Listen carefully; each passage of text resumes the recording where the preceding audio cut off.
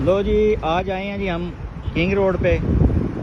ये सामने आप देख रहे हैं चट्टा हार्ट सेंटर है, तो उसके सामने ये बैंक है। तो ये बैंक में काम करने आए हैं। ये उस्ताद जी लगे हुए हैं, वैक्यूम लगाया हुआ है उन्होंने एसी को। ये आप देखें, ये उस्ताद जी हैं हमारे।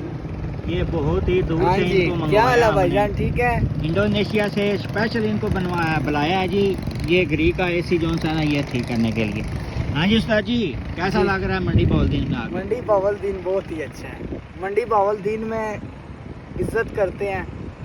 मंडी बाउलदीन के लोग कैसे हैं? मंडी बाउलदीन के बहुत ही लोग अच्छे हैं।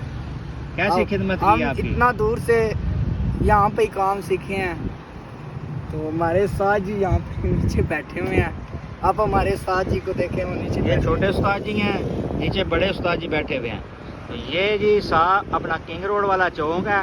ये सामने आप देख रहे हैं, ये अपना शहजादा मंडी बाउलदीन।